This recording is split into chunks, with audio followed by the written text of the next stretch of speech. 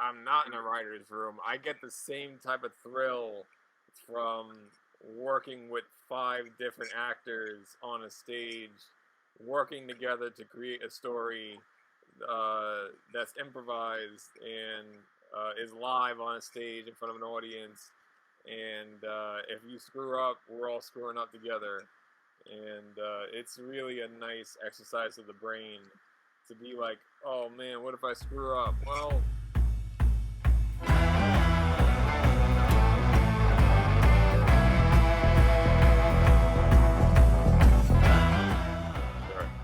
my name is Anthony Saldana. I'm from Queens, New York City, and so I started out as just a guy who loved films.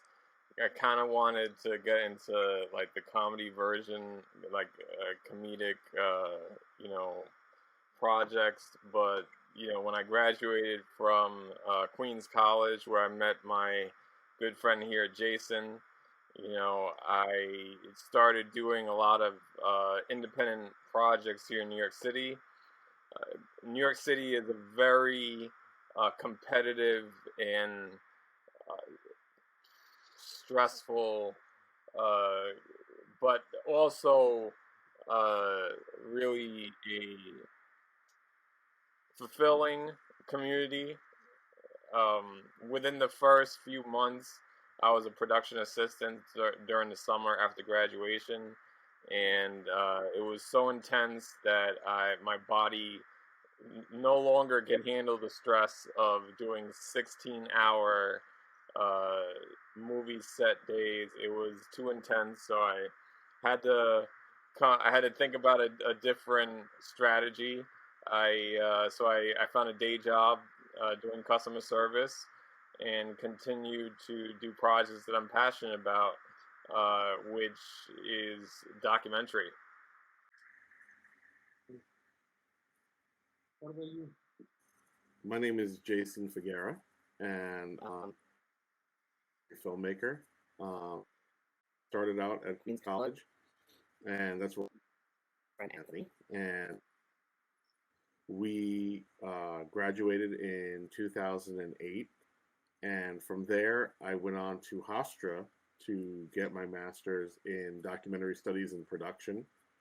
Documentary film was something I was always interested in doing, and while I was at Hofstra, that's when me and Anthony began doing independent film work. We started with a film about called "We're Ordinary People," which was about blind activists living in New York, and we won quite a few awards on that first film.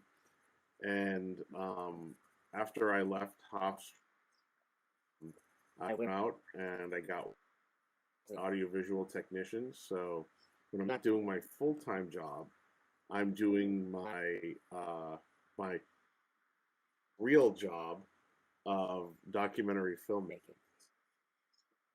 I'm also interested in working in comic book writing in my spare time.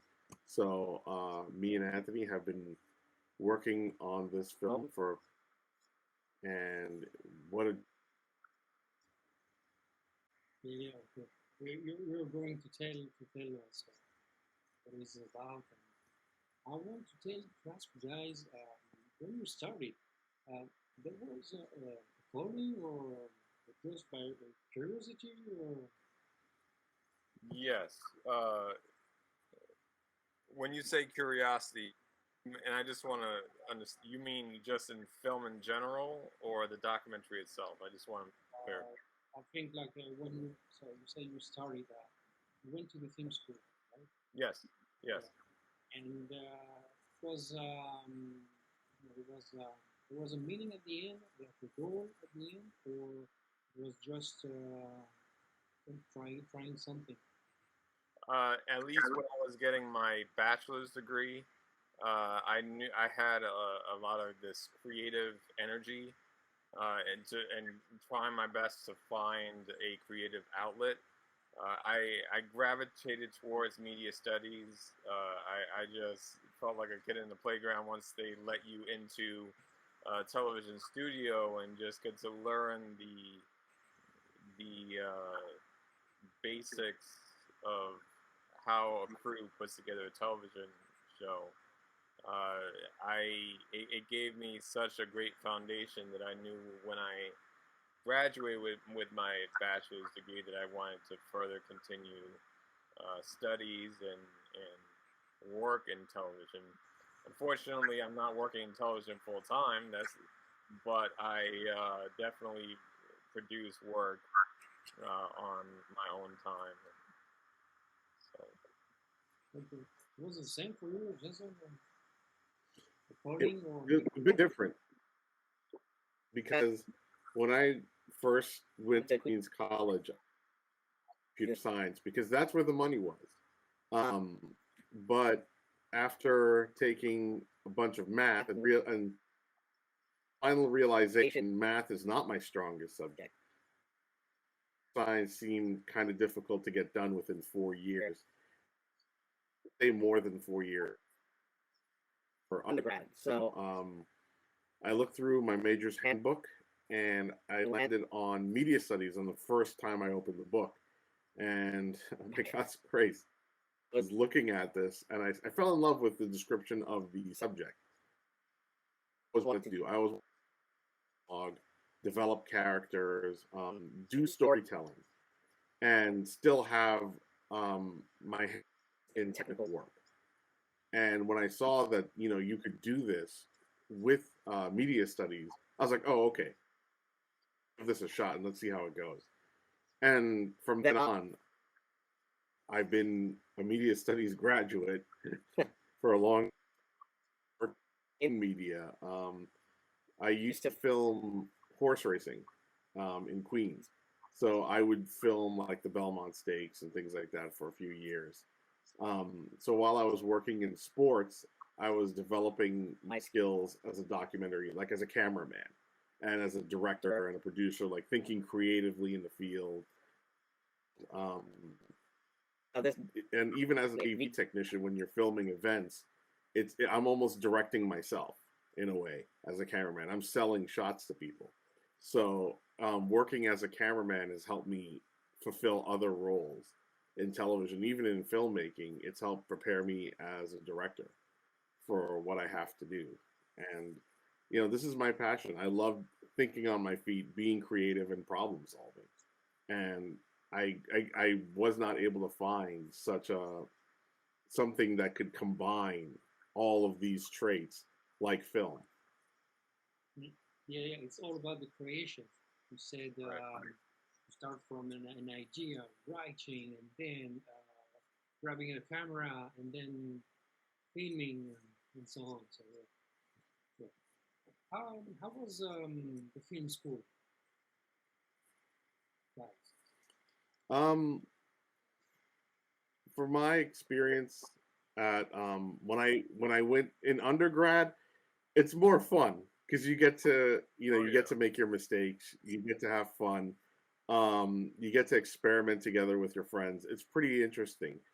In graduate school, because now you're heading for more of a professional look. You work with your students, but you're also kind of like in competition with them. You want to stand apart and you want to do well. It's a professional level degree. This isn't just where you're still deciding what you want to do and you finally settled on it. No, you know what you're going for, and it's got to look. And that's one of the things, is this struggle for perfection of how the film should look, sound, is like. You learn to fuss over all those things when you're in grad school. So when you enter, when you're going to take a grad school lesson, I would always say, be prepared to work extremely hard, because you're going to also meet people who will do amazing work, and it's going to push you to do better as a filmmaker. Jason got his degree a couple years before I even started, and I was really motivated by his just the type of work that he was doing, as well as he was also very intensely worried about this master's degree. I'm like, I want to be this worried too, so I gotta get in there with you and make some amazing projects. And but you know, with me, like, you know, I had the program which like, all right, if you school, you have to meet my terms. Term number one, I'm my career, but forward to it because I have health issues and I need health insurance. I mean, here I will do your program one class at a time until I'm finished, and they were luckily to meet me with that. And you know, they said as long as you pass that class, you know, it doesn't, you know, it's just going to take about 4.5 years to finish, and that's how long it pretty much took me to get complete mine. And luckily, I was able to um, really work independently outside of the classroom. That was pivotal because you know, in order for me to succeed in a classroom while I'm doing a career 9 to 5, like it was important for me to be able to do the work on the weekend and not have to go from the job straight to the classroom, because I felt like that transition would have me sleeping in the classroom, and that's not helpful for me or for the professor. Now, for some students, like they have to work with that, you know, stress, and I basically wanted to come up front and say, look, got a job, I love this degree, and I want to be able to do it, and I'm going to do it on my weekend. And I was able to work with the staff to make sure that I did it on the weekend for nearly 4.5 years. So it was great to be able to work on a project that I was so passionate about on my weekends and get a degree in the process. So. Yeah, it was a lot of, I think a lot of, it was very instructive, I think, because after that you directed a documentary. Yes. And, how was it, and how did you get inspired? Boredom can inspire anybody, really. Daydreaming you at know, work. yeah. Oh my God. So you give me a job to do, and I'm just, Anthony's here doing the job, but I'm really, you know, daydreaming. And you know, one of my daydreams was really about, I wonder how blind people perceive art, and that really kind of interested me. And I did some research. I read a couple of books. One being um, "Ordinary Daylight" by Andrew Potok, and it was an incredibly inspiring book.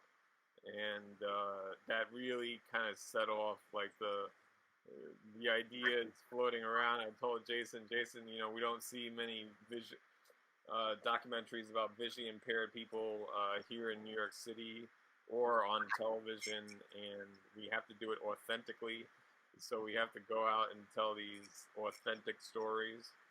And he was all for it, and we went out and we filmed the National Federation for the Blind here in New York City. And what basically they do is they provide services for blind people, as well as it creates a community for the blind you know, members, where they can come together and find what they need from government services and then fight for it together. And we brought a camera in there, and that was about 10 years ago, where they were kind of hesitant at first, but they let us join their meetings for about a year, and after a year joining their meetings, they said, okay, we're ready. And then we filmed a couple of interviews and did an award-winning documentary with them. Do you want to add something else, Jason, maybe about the genesis or documentary? Well, when Anthony approached me, it was one night, and I was talking to him on the phone, and he approached me with this idea. Oh, that's I didn't. That's cool that work, but I said, this sounds like a really strong. That sounds like a really strong idea. How do we make it into a story? And we began brainstorming. Right then and there, we began brainstorming about the framework of how this documentary could look. What would the story be? What would the structure of the story be? How would it be told? How many subjects would we need to find? And Anthony, he wanted to get to know the blind community a little bit more, because we were strangers entering their group. Blind, and we don't know what they go through, on a daily basis. To explain that to us than blind activists, people who fight for issues that blind people deal with. And I said, well, that idea, because part of documentary filmmaking is like anthropology. We go into a group we've never met, we study what that, and in order to be accepted into that group, we have to come with an open mind and understand what it is that they care about, people, and really what what they're hoping this film would accomplish. And when we did our first film, we met all three of those criteria, and they were, what, you got, and tell our stories honestly, and a strong storytelling format. And after our initial success with We're Ordinary People, Anthony had then decided, credence to move on to his first idea, which was art. Had already had a foothold within the. We decided to make this film, so we were able to research and have people help us. If we needed help researching, we knew we could call. We had help us with our research. And when we started this film, we were long-standing within the blind community. So this film cemented our standing with them even further. And I'd say it's done a lot of good. And what an incredible journey it's been. Yeah, it sounds like a very, very great idea. And it's touching because it's about humanity, and how we don't forget about a group of people. Right. So it's very passionate. Yeah, definitely. So how did you prepare? The preparation was tough or long, maybe?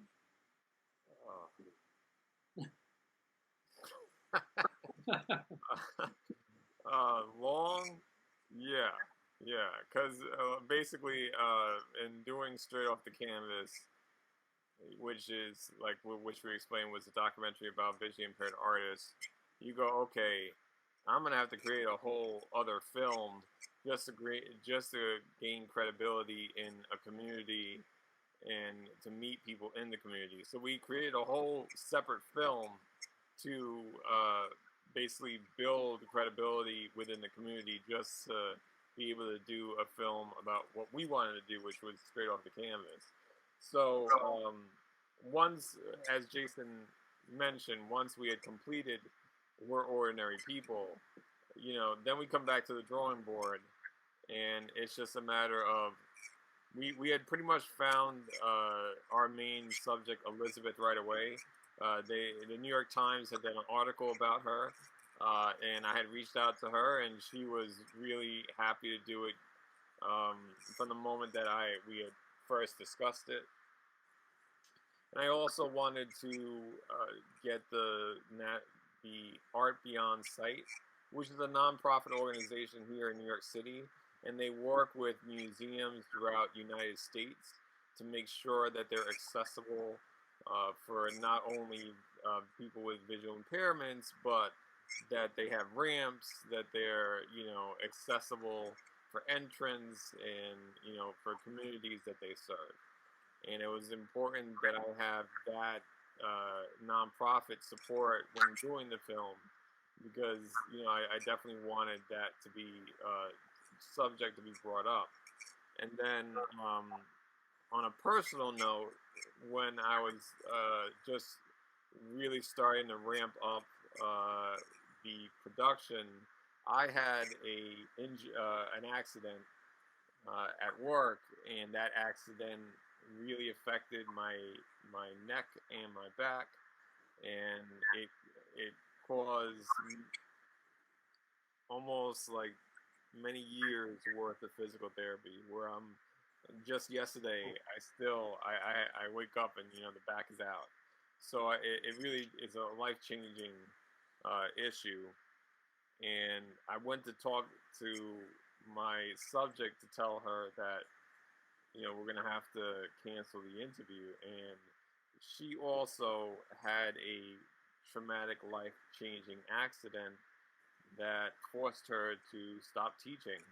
So here we are, like about to do a film about teachers, and the director of the film has an accident, and then the star of the film has an accident. So the film could have been over right there. But we came, in that moment, we really bonded together. And she said, "No, I really want you to film. I want this to go forward, and we are going to do this." So once I got my mind and my body in a better place, we were able to start production. But we start production knowing that we can't film her teaching the way that we set out to.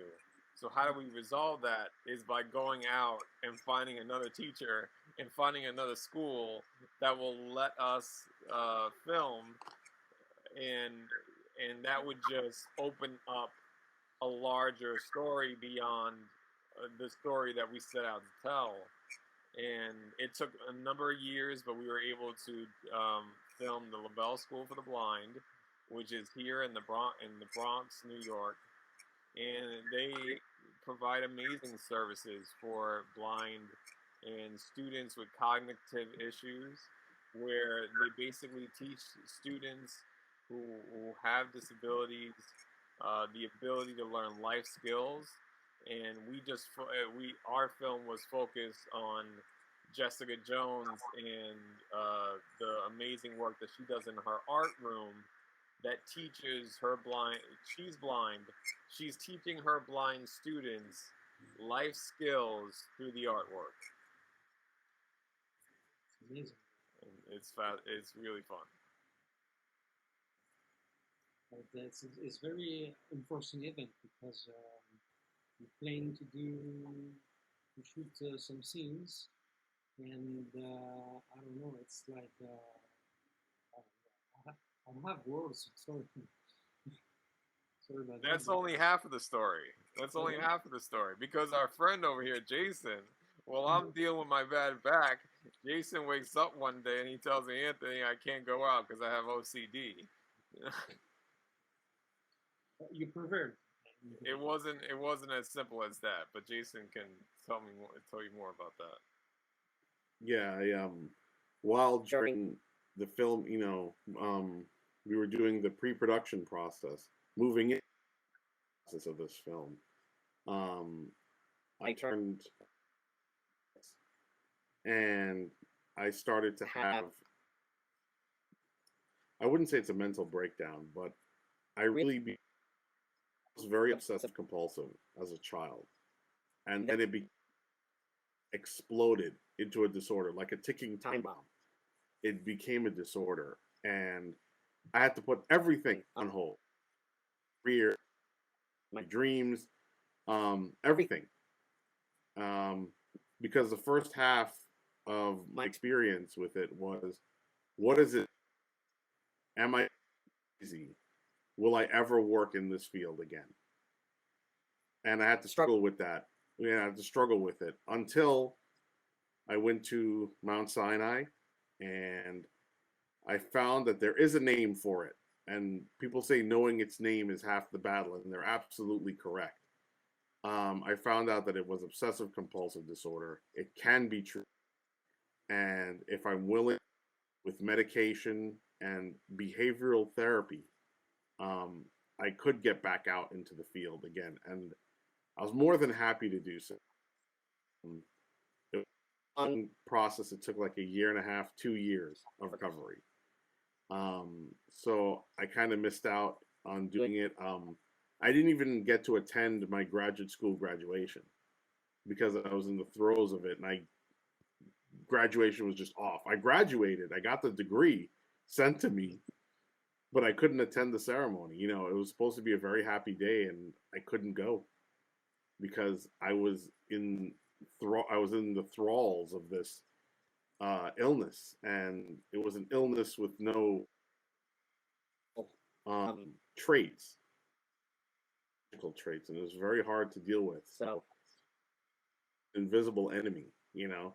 At least with with physical, there's like a microbe or something, but how do you fight a psychological enemy, you know? And it was very difficult for 2 years, and also like Anthony, who had helped me even when I couldn't, when I was working on my thesis film, he would come out and distribute them for me. He would help me distribute, which is why he's got their title on my thesis film I did. So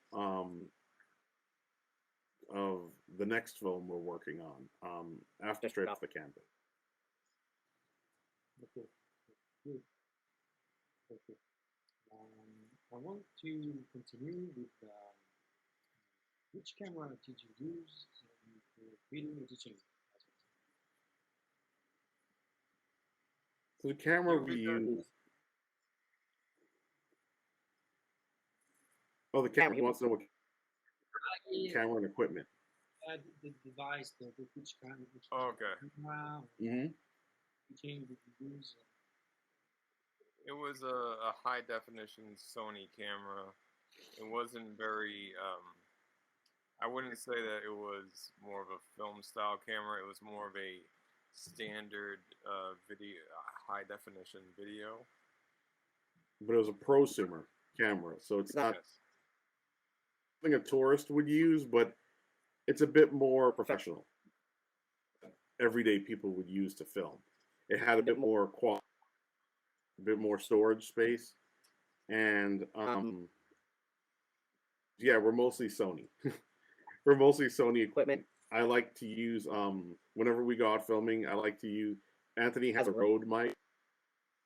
I have my Sennheiser because I like Sennheiser shotgun mics because I use them at Hofstra, and for shotgun mics they're very precise. Of sound.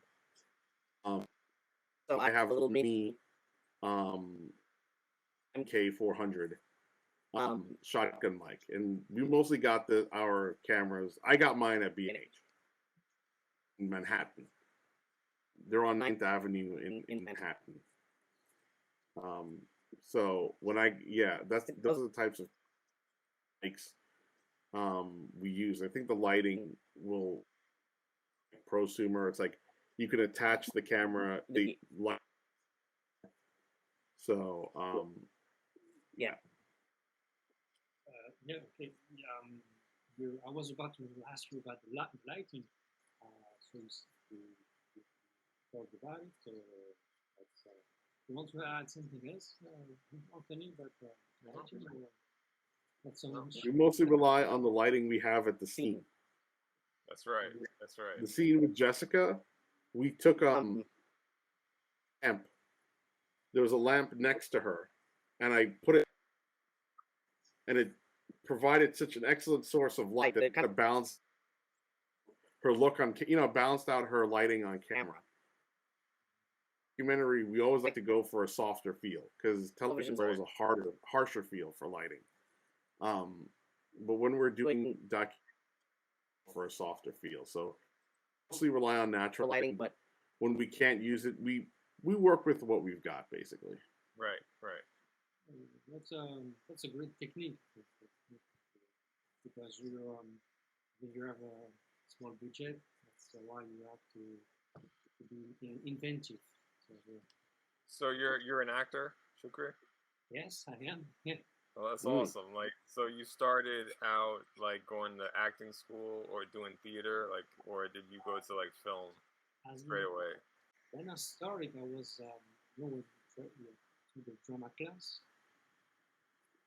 with some friends, and then I decided to continue in Paris because it's the heart of cinema, and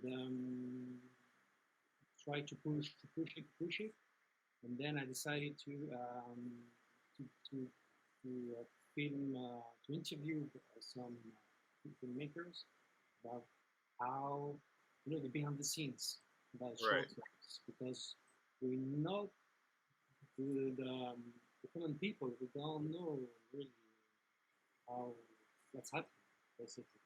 And I was very intrigued. I wanted to do this kind of documentary, but at the end, I never released it until after the first lockdown. So, and I tried to push it, and then I was going around in circles in Paris, and I decided to.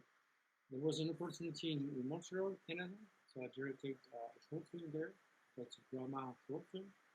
It's not a big deal. It's another drama short film, And after that, I was like, okay, I want to travel. I want to travel myself. So I started to travel, and then the lockdown came.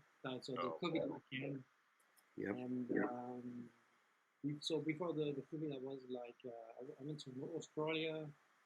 I moved to the UK and Scotland, Ireland. So I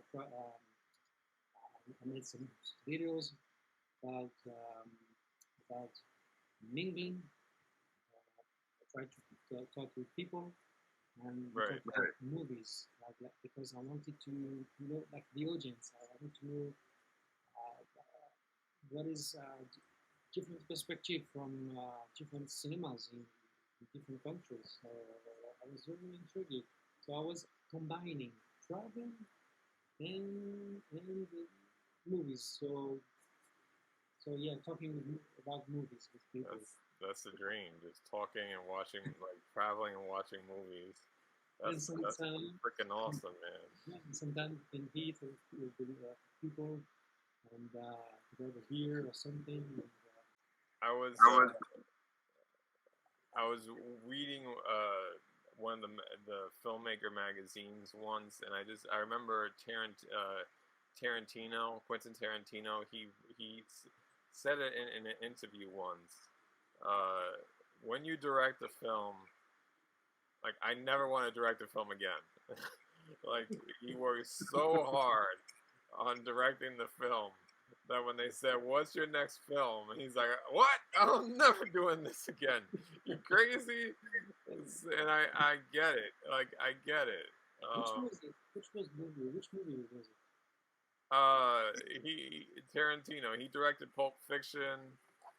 Reservoir Dogs. Yeah.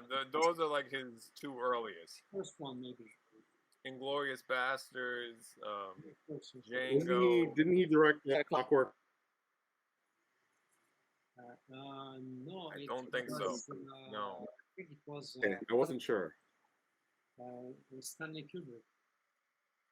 Yes. Stanley. Yes. Yes. Okay, I'm confusing. Yeah.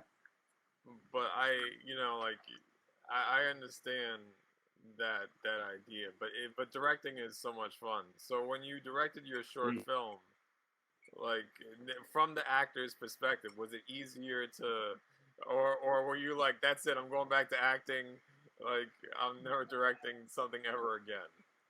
Well, it wasn't easy. I can say it was easy because it was a small budget, and the budgets. I asked a friend of mine. She's an actress, and she's kind of managing production, something like this, and improve classes as well. And I wanted to her to be like the first assistant, basically, on set. So she could handle it, the different stuffs and clap or clapboard, any kind of situation. Because I was focused with my character, but it was I don't know. I think it's not a good advice to, but you can, but you have to be very prepared. Right. Not like 6 months or something, because it's very. You have to be accurate with your character, the story, and your interaction with the other actors. And because I did a lot of research, everything, and of course I outsourced my friend. She did the job beforehand. So, so it was at the end was a great experience because it wasn't easy. You know what I mean? It's difficult. It was great experience at the end because you learn something. Right. That's So awesome. you never been in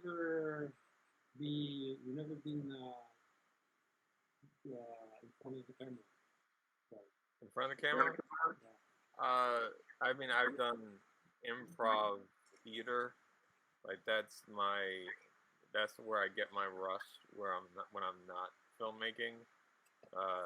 There's such an amazing improv community here in New York City, and it's a great opportunity. Because one of the things, like when I was in bachelor's degree, was I always thought that if I could be in a writer's room, that would be like home for me because I could just talk shit and write shit, and then that shit becomes real. And I always thought like, oh, that's part of the process that I love. Let's talk shit, write shit, and then see what we wrote and talked become real. Like, you already think shit. Right. Oh, you're perfect Yeah. for a writer's So, room. like I was like, ideally that was like, oh, that's where I would succeed. But now that I'm not in a writer's room, I get the same type of thrill from working with 5 different actors on a stage, working together to create a story that's improvised and is live on a stage in front of an audience. And if you screw up, we're all screwing up together. And it's really a nice exercise of the brain to be like, oh man, what if I screw up? Well, like I have. So basically, the answer to that is that in my day job, I used to work for 311, the emergency call center for New York City, and on a daily basis, we would get routed calls and emergency calls and 911. So essentially, it was like you can relate that to directing, where if I don't direct this call, like this person's on the phone here is gonna die because this person is in a dangerous situation. So it takes that high pressure situation. If I take that to like the directing and the producing, the acting, you're like, you know what? If I screw up the scene, I mean, it's gonna take some time to recover, but no one's gonna die, so we're all good. Like our documentaries, like it's not like we're filming a fight scene, luckily. So yeah. Yeah. No, it's a kind of it could be useful thing to take from your acting background, and use for your day job. For sure. No, because it allows you to learn how to talk to people. I want to talk to you about the music. Do you use music, the soundtrack? Oh my goodness. So the documentary that we just produced should have been released in 2017 if it wasn't for the music. You know, Really? it took it.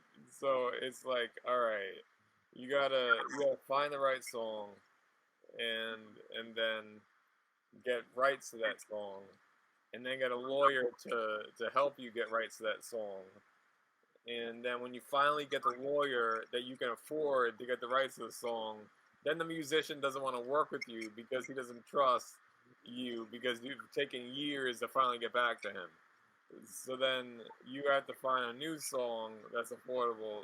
So um, luckily, I was able to find an affordable site, but it was a process that I was worried about, and I felt like it was important for me to get a legal representation in order to do the process right. Because, like, if you're gonna get music for your song, you need a lawyer. Period. And to add to that, tons of there are other sites that have copyright free music, and you're going through tracks and like libraries of, and a good number of them are not meshing with the theme of your, because you're playing it over a certain scene and you're like, no, you're not it. This just completely takes me out of that scene. And the hard things to do when looking for music is just going to go online and go to a copyright free website. You got to go through libraries of music, and it's got to fit, and some of them don't always, and you got to look at your budget to spend. How much is this song going to cost me? How much of the song do I need? Because some of them will charge you 30 seconds, depending on, they'll usually charge you by, do you want full length, half length, a quarter length? It depends on, they vary in those costs. So you'd be saying to yourself, do I only need 30 seconds? But what if, well, I need more than just 30 seconds? So those are some of the struggles you have to go through when finding music. Some people, and I had some friends who did find musicians, but they had to pay them to make that track. They had to kind of make a track for them, for the movie itself, which is not bad. They have a band or if they have the dancing, but it's still got to fit that theme of your, So at the end of the day, you're just going through tons of music, just trying to find that. Yeah, definitely. For my part, I use platform like a library. Yeah, you pay a license for that monthly or yearly, and you can use any kind of music. There is a range of different genres, different kind of stuff, different rock, rap, jazz, or anything. So and it's kind of a good deal because you can have it for it's a license for a lifetime. Even if you take it for 1 year or 1 month, the music you download it's granted for you for lifetime.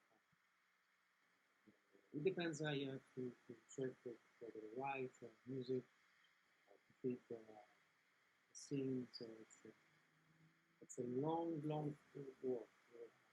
I can relate to that. Yeah. You told me about some anecdotes. Can you tell me your best experience on set or off set, maybe? I'm sorry. One more time, if you could repeat that. I'm sorry. Okay, so we have anecdotes. No. So I was saying, you told me some anecdotes. Yes. And do you have what is your best experience on set?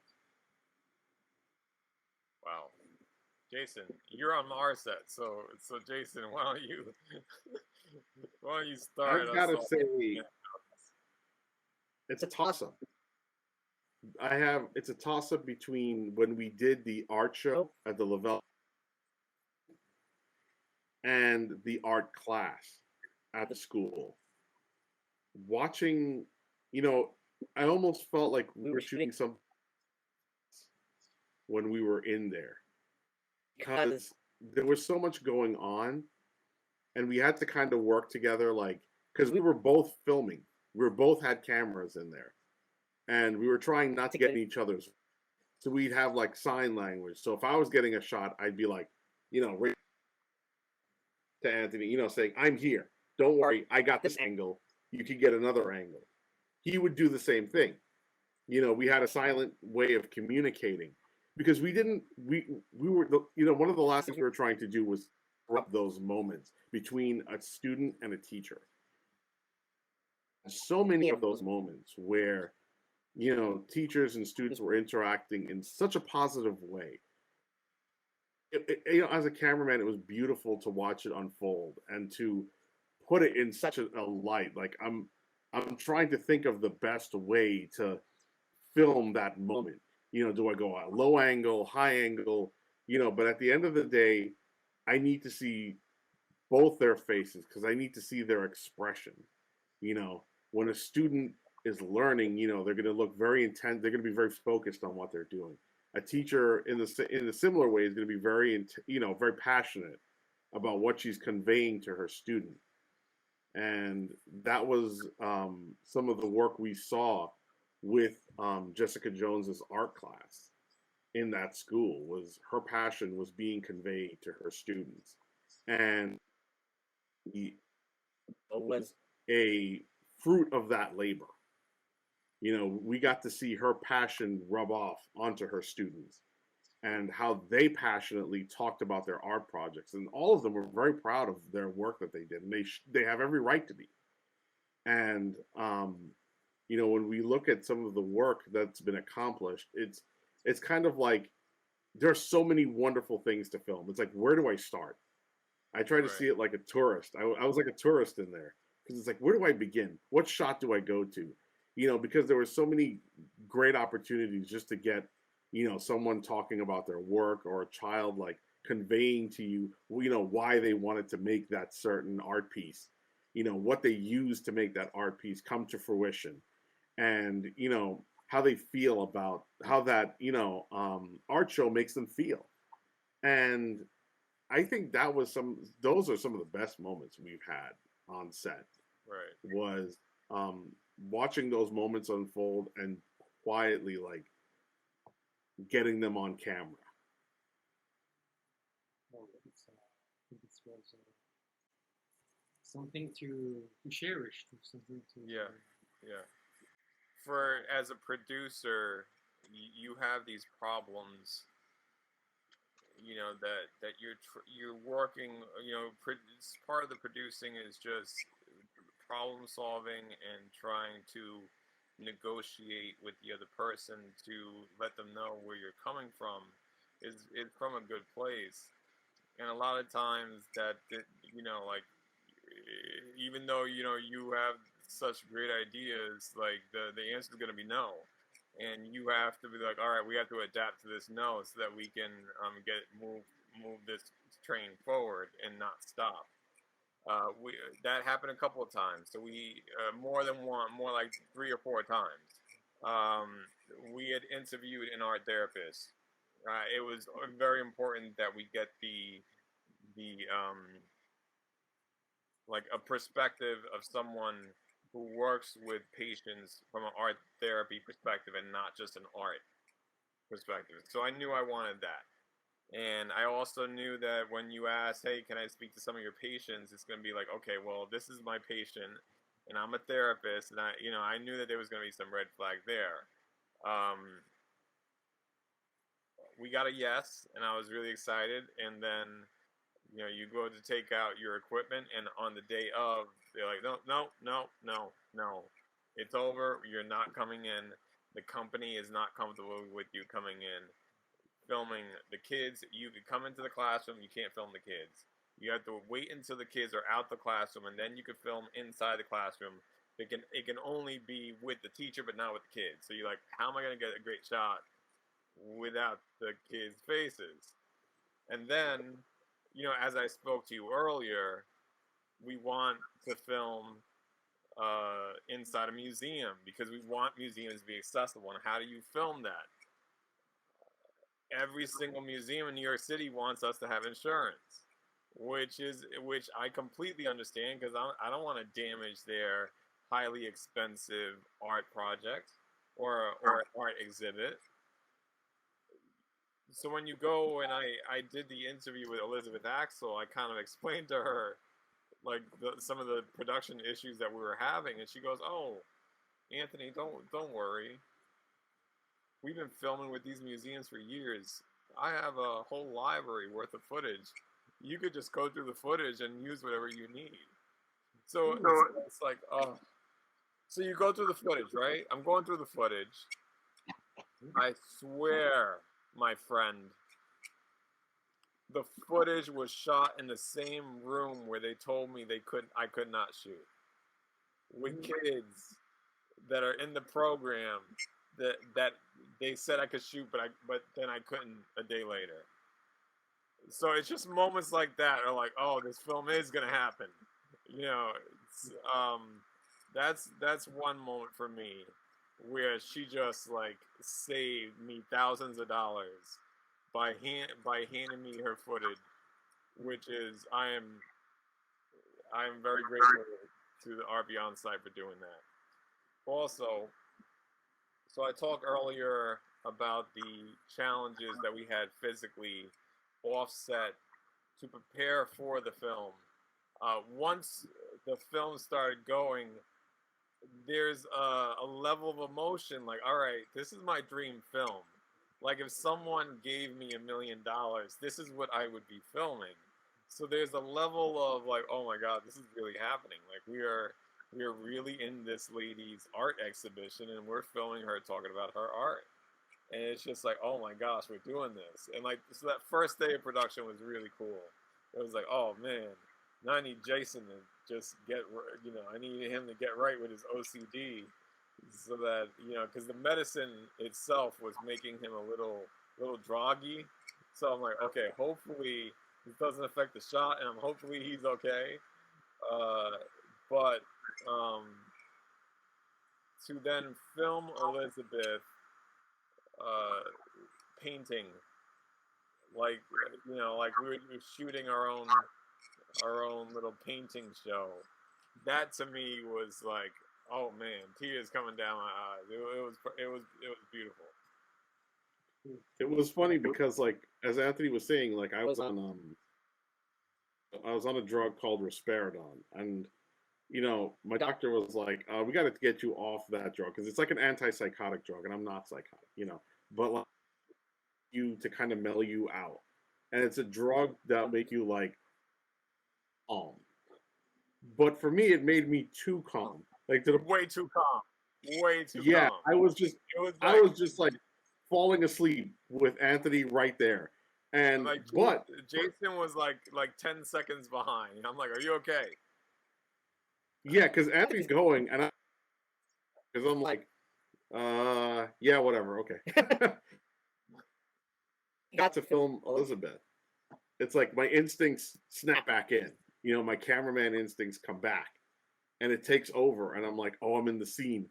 I'm in it again. We're doing it again. So it was too strong, the medication, maybe, I don't know. Yeah, it definitely was. But it wasn't stronger than my love of filming. Yeah, so you have to be careful because you never know. So you told me you have a day job and Yes, you're making documentary videos. Right. So how can you find the balance?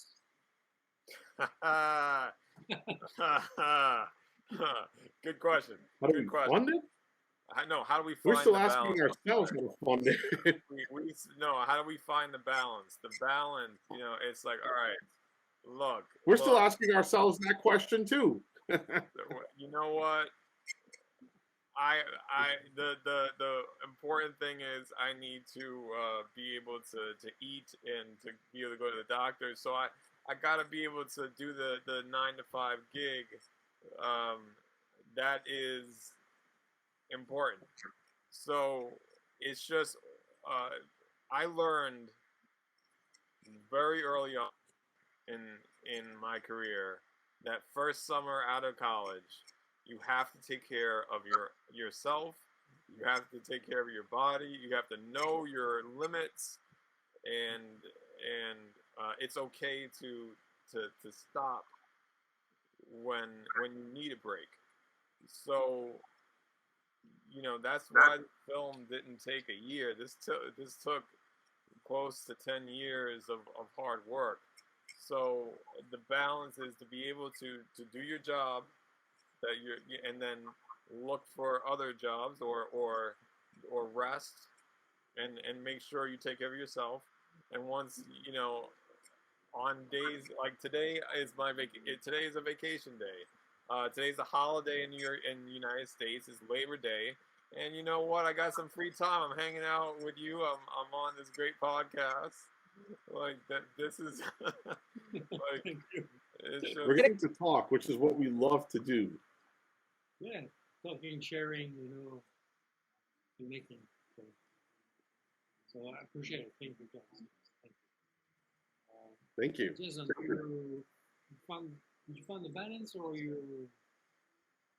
For me, it's when I go to work, every job I've had, even if it's outside of one of the questions I always say is what skill from this job to help me become a better filmmaker? Because I understand what Anthony's talking about. There's a daily grind. And for me, with my anxiety, it's easy to fall into a depression for me and say, oh man, this is just, man, this is not what I would like to do. This is not what I went to school for. It's easy to get upset. But when you learn that there are skills, valuable skills you gain from your job, your day job, translate into what you'd like to do as a career, you really begin building a very an even stronger foundation than what your education gave you. This is how you when you're working at a job, even if it's because I was doing shipping, and that gave me certain skills to help me with it. It helped me to learn to be organized, and that may just seem like a simple but it's extremely invaluable in this in the field we're doing. Being organized is a necessity, and when you're at it. And just because he has OCD doesn't mean he's organized. Now, you're more flop too. So don't seem like you're clean. I'm not gonna pan this camera. All right. That horror show that's in his room. I'm not gonna pan it. I won't do it, Sugar. I won't do it, Sugar. I can relate to that, guys, because you have a day job as well, and I have to continue filmmaking. Filmmaking life, path, experience. I have to continue. I have to listen to my instinct. That's the meaning at the end. And just follow your heart and heart, right? And like you said, Anthony, you have to leave, you have to pay rent, you have to pay this. Right. And then if you can do a movie, a short film, or documentary on the weekend, do it. So some people do on the weekend they play football. So why not filmmaking a film? So yeah, it's great. Okay. Have you tried the crowdfunding or fundraising? The crowdfunding. I was open to it, so I was definitely open to it. Have I tried it? No, and that only because, okay, the first film that I did, I I wanted to just get my feet wet. I wanted to be able to just do a short film, and to say that I did a short documentary to put on my an application for a master's degree. Never, only while I was in production did I realize, holy crap, like we actually have something good here. It's like, like you talk about doing so much work in pre-production, but you don't, like, sometimes you're so focused on it that you don't realize that the work that you're doing is actually good until you finish majority of it. And not to say that I'm always looking to improve my skills, which I am. I had very humble ideas for the film, which is why I really didn't want to crowdfund, because it was like, all right, I'm going to use this SD camera. We're going to make this really low budget documentary. We'll see where it goes. I mean, once it did amazing considering the low budget that it was, then you go, okay, I'm gonna take it to the next level. I'm gonna get an HD camera, and we'll take every single aspect of production and go as professional as we possibly can. We're definitely open to crowdfunding for distribution of the current film, because we've gotten it past post production. We're in the home stretch of getting this distributed and marketed. So I'm definitely open to do that process. I definitely want to get it out there, not only in the United States here, but in France. We got to get people, knowing about Straight Off the Canvas, because like blind people can produce art. So.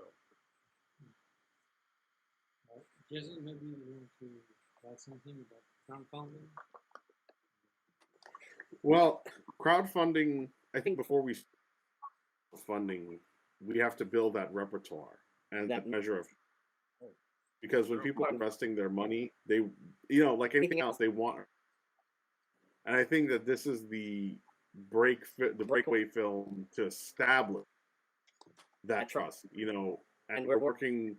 We featured some head of that group. What was it called, Anthony? Art Beyond Sight. Yes. We're working with groups now. NFB, ACB, Art Beyond Sight. We're beginning to get a reputation and a trusted reputation. And I think that for our next film, or the film after, we'll start doing crowdfunding, because by that time, we would already have enough trust us and can recommend people to give us, invest it responsibly. That's the whole essence of doing, especially with our films. They're like community documentaries. We are showing a community, and this is meant to serve communities. So, when we are getting money, we have to show people we will spend that money or invest that money wisely to serve, because they are getting something out of it too. They are getting them on what they want to talk about. So, for example, if they're interested in art, they have a passion for art, this is an angle of art that they haven't really considered, and that's what they're getting out of it. So we are giving something to them in return, but we have to make sure that when we go out and crowdfund, we have that reputation available. We're not just some guys on the internet. Okay, here's a clip of what we did. Give us some money for. We have a repertoire of with our filmmaking, and that's what we would like our audience, especially if we do crowdfunding, that's what they need to know.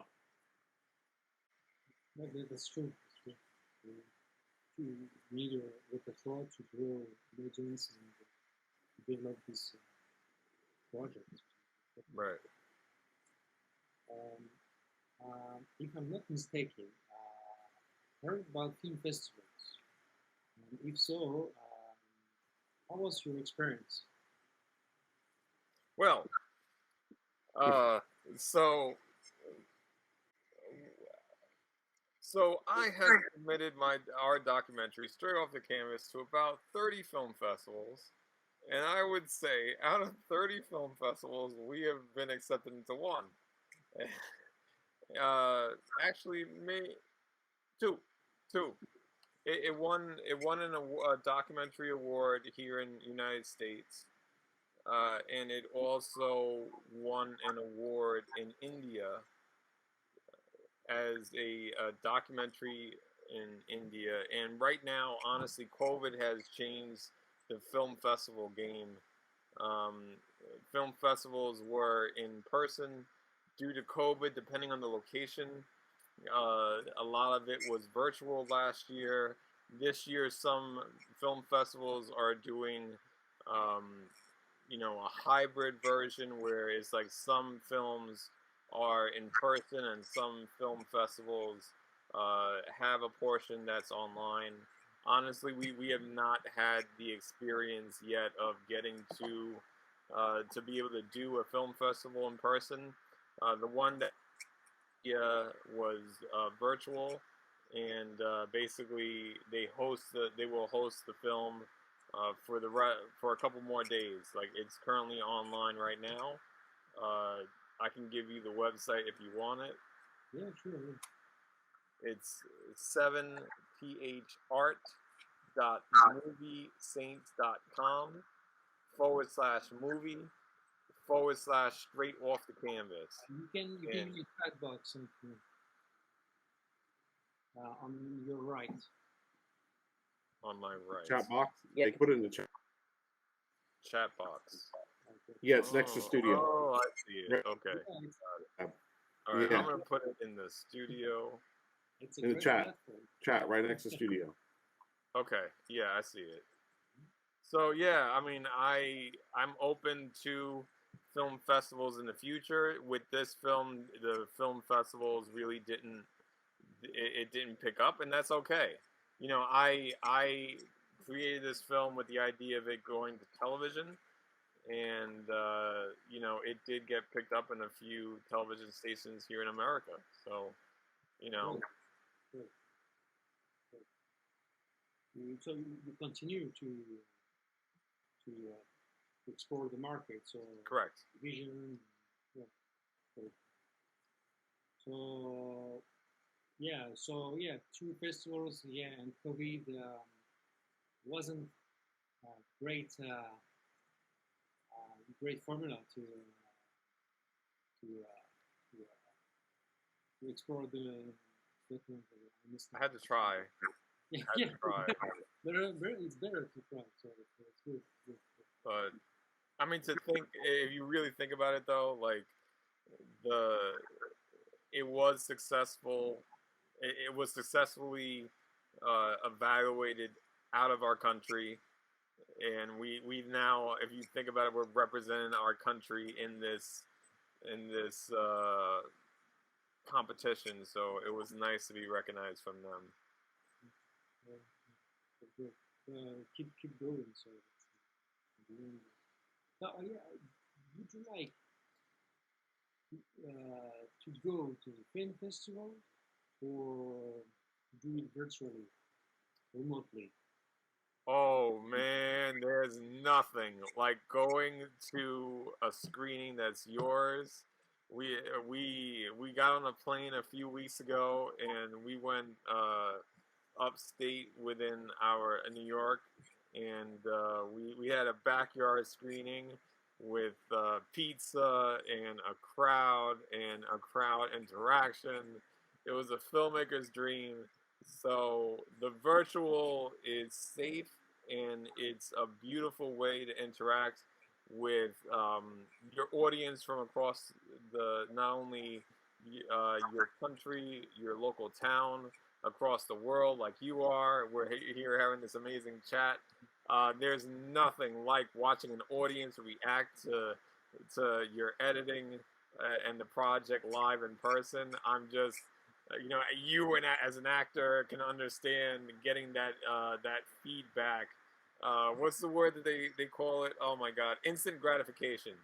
Yeah, you know, when I like my instant, and making a film is not instant. It took me a long time to get this gratification, so I will always go for in person over virtual, yeah, as long as it's safe, you know. Yeah, I think I think it's a great. You can have some great feedbacks to improve for your next project. So, the interaction is processed. Uh, yeah. Anything else about film festivals or? Yeah, good. All right. Okay, all right. I have a little question about the technology. So anyone can buy a camera, can buy a video editing, you can start making a film. Do you think it's a future of cinema, or maybe not? I'm sorry. So, One more so, time. I'm uh, sorry. The language barrier did it again. So we have I got the editing software and I didn't understand the question though. I'm sorry. you're right. I'll do it again. Okay. With the technology nowadays, Yes. anyone can buy a camera Right. and can buy a video editing and can start making a film. Do you Right. think it's the future of cinema? I don't want to see any film produced on a phone. Maybe on YouTube, maybe like a little short clip, but I don't want to see any movie on a movie theater that was created on an iPhone. That's just my liking, you know. Like the fact that everybody can buy a film, that's great. It's great that people are producing short film content for the internet, but like you have to love this industry. You have to go through the you have to go through a lot of work and a lot of hard work to be able to uh, be in this industry full time and to produce, and I'm not knocking YouTube, but you know this industry needs needs good stories, needs and you know so I think that it's good that it's good that the tools are accessible, because we need to hear stories that are not being told on screen all the time, kind of like with the people with disabilities, and now is a great time in movies where where women are being like showcased in really positive roles, and that's great. Which brings me to a funny story. And Ask me what was the worst date first date I've been on in the last recent time, and I'll tell you about the worst first date I've been on recently. You have like this. We were having this meal, and it was really awkward. So I'm like, oh my gosh, I have to ask her a question to calm her down, because it was really awkward. So I asked her, "What's your favorite movie?" Oh, oh, I don't like that. I'm a feminist. okay. What? We're in the golden age of cinema for women. How could you not like movies because of the way they portray women? Like, Yeah, I don't know because maybe I don't know.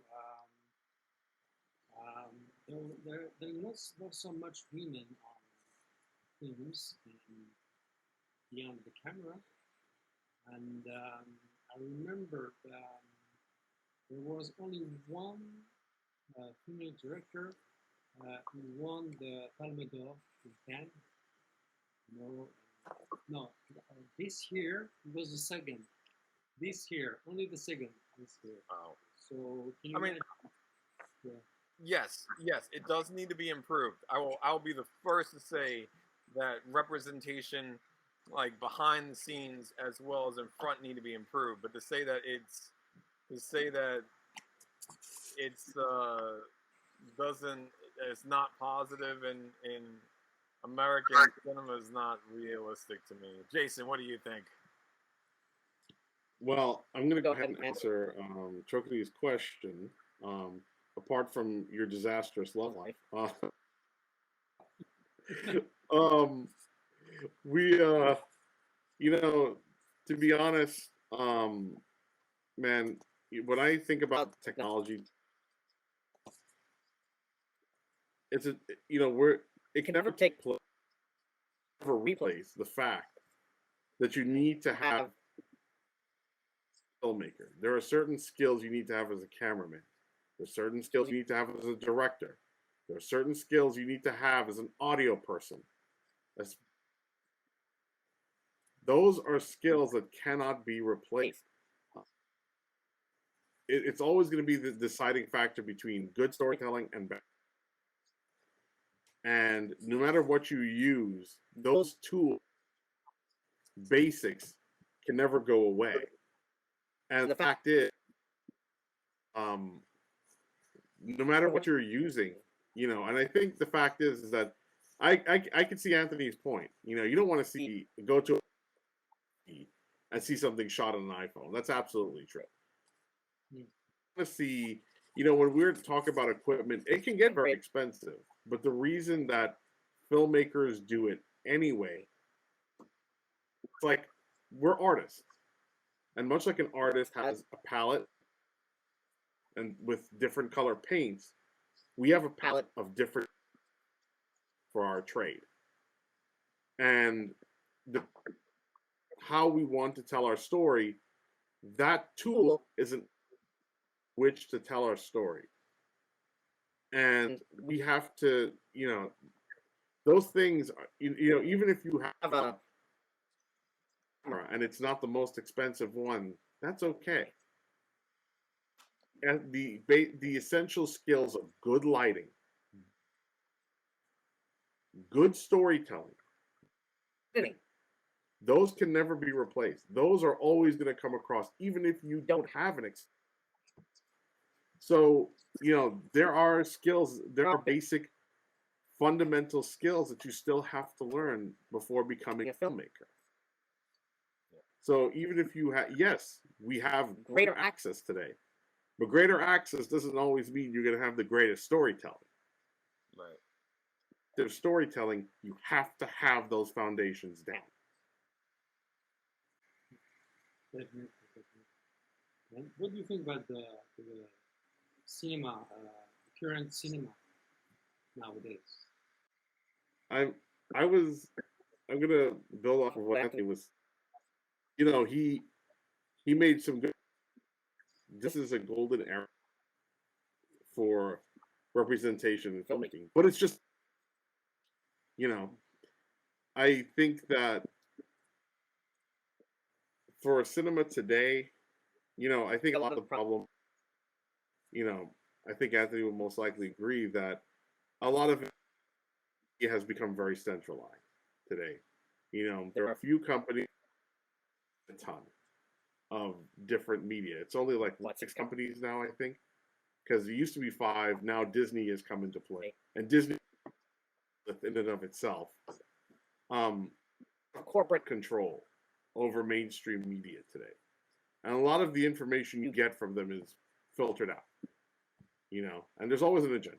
There's always a bias because advertisers, whatnot. But with cinema, it's trying to catch up with kind of like how the internet has been. The internet in and of itself has problems because it's kind of like the Wild West. It's been like the Wild West a little bit, and we're getting to the point where, unfortunately, we have misinformation spread. We have information being told. Provided us a chance to see stories made for media. A film a while back about public access television before the internet, and even during the time of the internet, has had that crusade where, they're telling the stories of people in those communities are telling their own stories, you know. So when we're looking at media today, we still have to remember that it's still corporate. We don't really get much of a say because we don't own it. And even those who don't own it, there are those who give money. Those are advertisers, and they have a lot of money to spend on those. They have a lot of money to invest in those works. So right now, even though our media, I mean, I'm just speaking for America. I can't speak for the rest of the world. But in our media, though it's very highly corporate, thanks to instruments like the internet, access television, different video share, we have a means to tell our stories. So media has become more accessible to us thanks to the internet. But again, as I said, if we want effectively, those principles of good storytelling, good editing, good lighting, good camera work are key that story across to a wider audience. Okay. If you have the opportunity to work with someone, who could it be?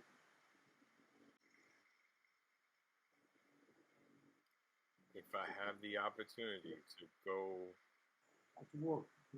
to work with somebody, oh my goodness, wow. Take your time. Wow.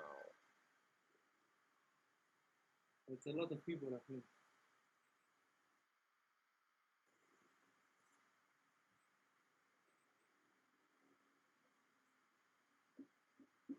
I could work with somebody.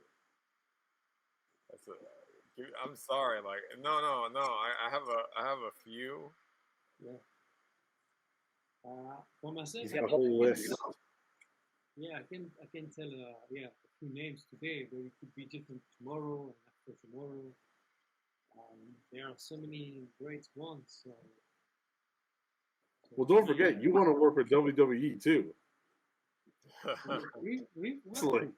Oh man, I love wrestling. He's a wrestling fanatic.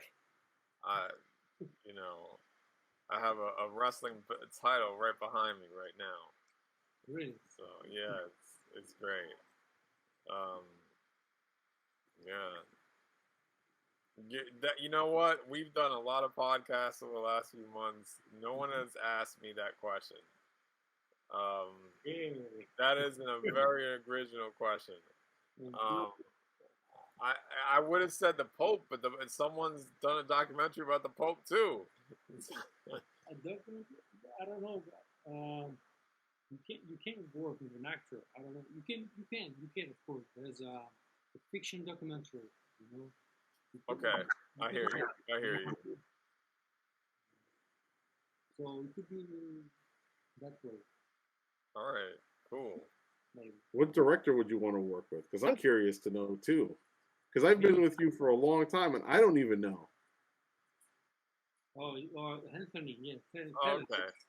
So there's in terms of documentary work that I've been really inspired by this company out in Brooklyn called Grassroots Films, and they do it's like a Christian Catholic based company, but their work is very like ours, has the human spirit. Their first film was The Human Experience, and I was pretty motivated by that film, just as like a guide to how to get to know a person when you're filming them. So I would say the team behind Grassroots Films.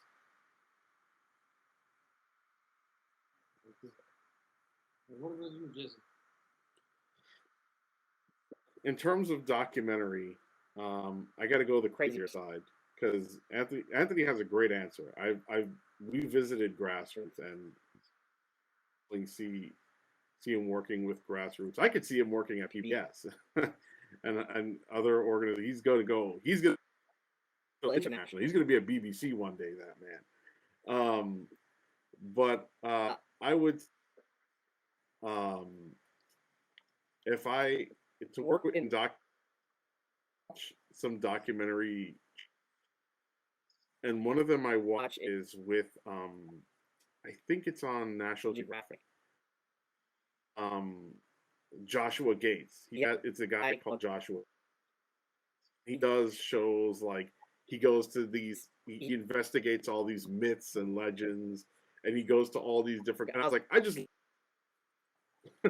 I ain't going into the jungle with him, but I just love to edit that man's show because just to see a comedy, what's happening behind the scenes, and to build a blooper reel for that guy. Because I have a feeling when you see that show, there's a ton of blooper reel footage that could be pulled from that show. And I used to like the paranormal documentaries, like the UFO stories and stuff like that. I love that crazy hair. Yes, that's awesome. I love that guy. So I would love to work like film on one, just go on a shoot with them and just see what they do on their shoots. I think it would just be exciting, like History Channel, the History Channel. I just love, or Destination America, National Geographic Travel Channel, just to see what they do, how their production is set up. I've always wanted to work in animation. I would love to work with. There's a guy in animation. To work with the people. The Last Airbender. There's a guy who worked for Disney. His name was Alex Hirsch. His name is Alex Hirsch. He's moving on from Disney, I think. Gravity Falls. And I think there was somebody else I wanted to work with, but mostly, I think it's Paul Dini. He would do Superman. He would do like the Justice League animations. I would love to be in the writer's room for those animations. That's really a dream, is to be in the writer's room for those and to write my own animations and comic books. Yeah, that's for that field. Those would be like my top 3 picks.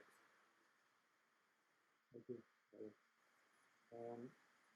What do you wish in the short, mid, and long run to make it?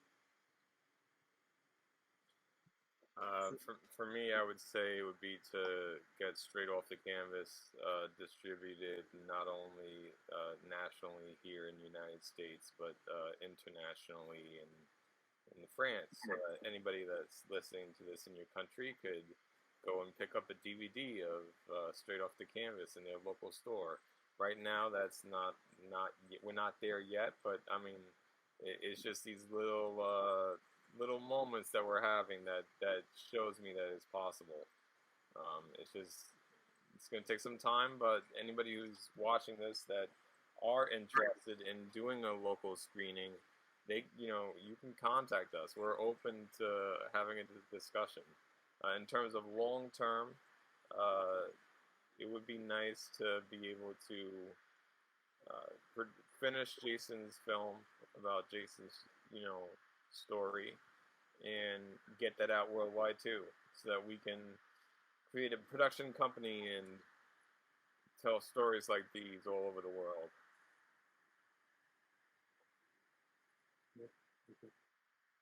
Would this film, keep gaining more recognition? You can send it across to art museums, teaching programs, to make museums more accessible. And for my film I'm working on about OCD, yeah, I would love one day to be at Tribeca Film Fest, to be there. But I think the biggest thing I could say is, even if just one person says, I'm going, CD. I didn't know what it was called, but thanks to your film, I was able to find help. That's enough. I think that's enough. That's really what we're trying. And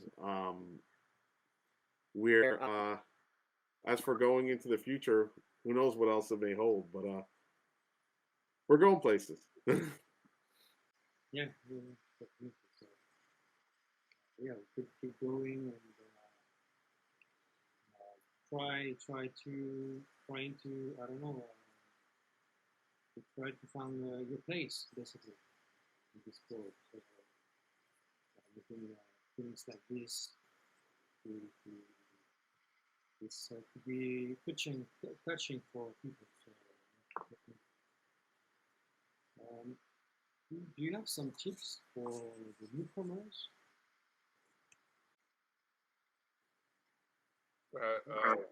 Some tips would be just to not be afraid of the word no. A lot of people are going to tell you no. Um, no doesn't mean that it's the end of the journey. It just means that you have to adapt, and we've adapted more times than I can remember during the production of this film. And rejection is just a part of life, and just because someone rejects your idea doesn't mean that the next person won't. I told a story here a couple minutes ago when he asked me about the film festivals. Well, yeah, I submitted to 30 film festivals and I only got accepted to one. But that one film festival is halfway across the world, and I don't know who from India has seen it, but hopefully that whoever did see it, it touched that person. That person learned something about our little, well, not little, but our New York City community here. So I would say for any newcomer, just to take your time, learn the skills that's necessary to tell good stories, have some fun. You can't. It's impossible to say that you could do a film by yourself because it's impossible. So just network and try to meet your crew, and if you want to do non-fictional work, meet actors. If you have to become an improviser, you like to get into the acting world, do that. I would just say um, to not be afraid to get dirty and learn your craft, and not be afraid of the word no.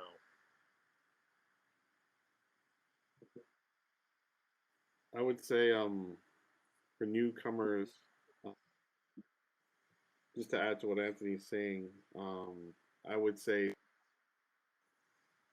you have to have that passion to tell a story.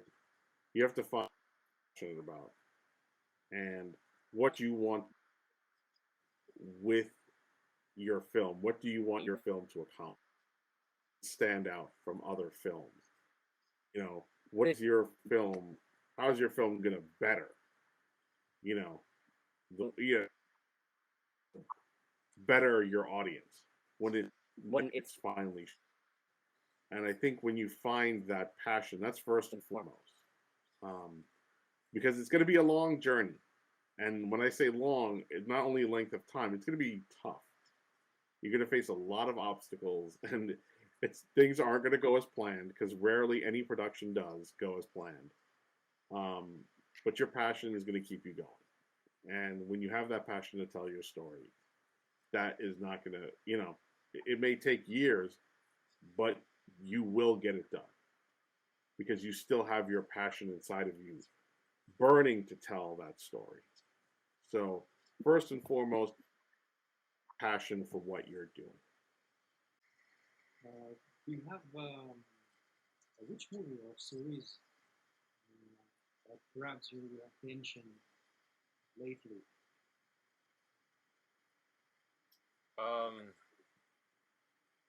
I'm really like a British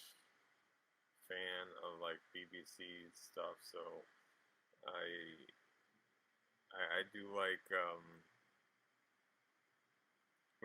I like comedy shows like Friday Night Dinner, where the main actor passed away recently, Paul Ritter, but he was freaking hilarious. Um, I I do like Walking Dead. Just it's in its final season here in America, and I'm a fan of that. Um, I like a lot of shows that are darker. I have a dark sense of humor. You might not realize that. So and also like there are, I still like the improv scene here in New York. There are a couple of theater groups that I you know love to go to just to study acting and study performance. So that I definitely would if anyone comes to New York, Magnet Theater is to me the best theater in New York City when it comes to improv. So yeah.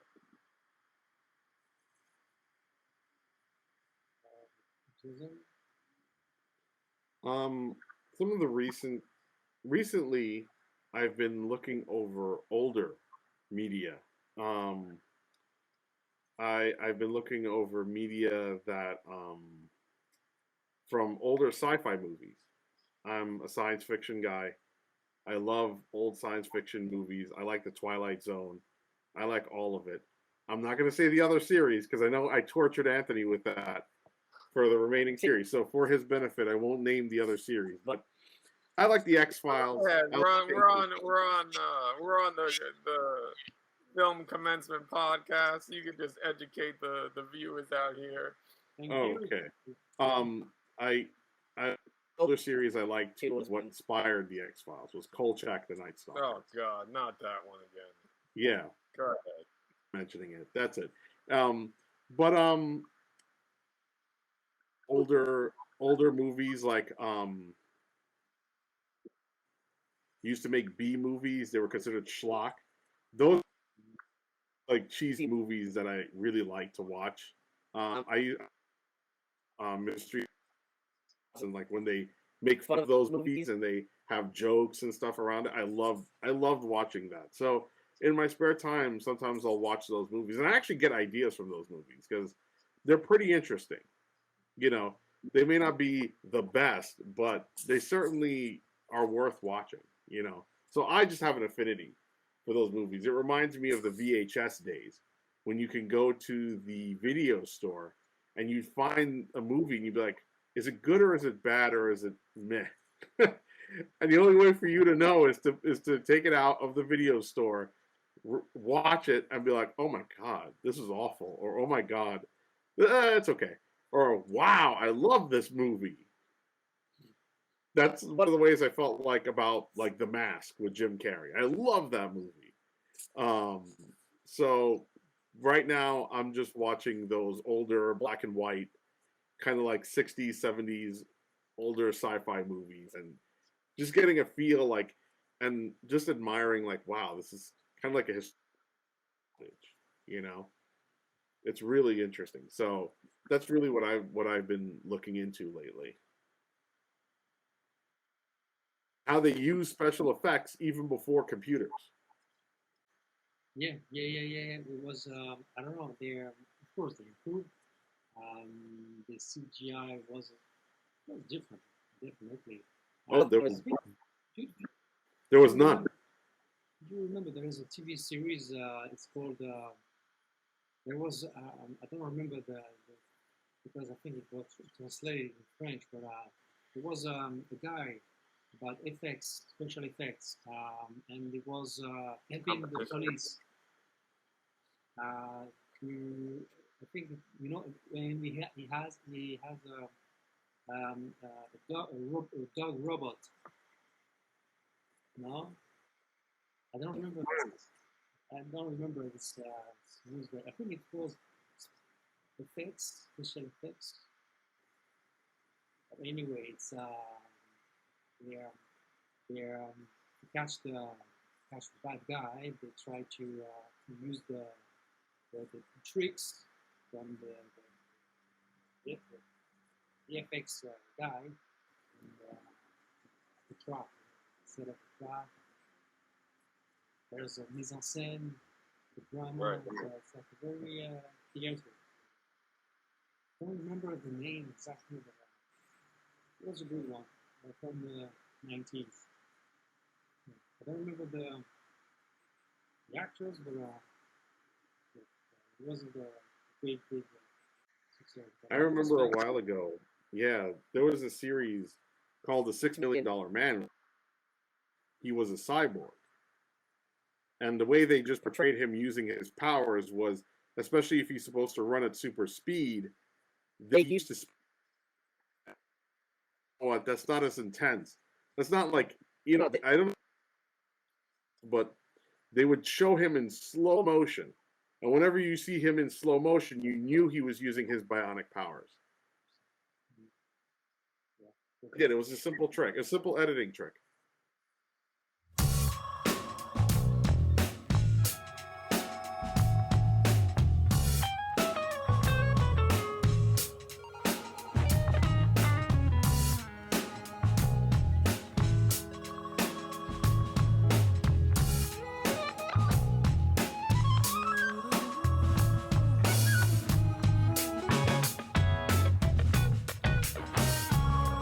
Out a road that's paved in gold.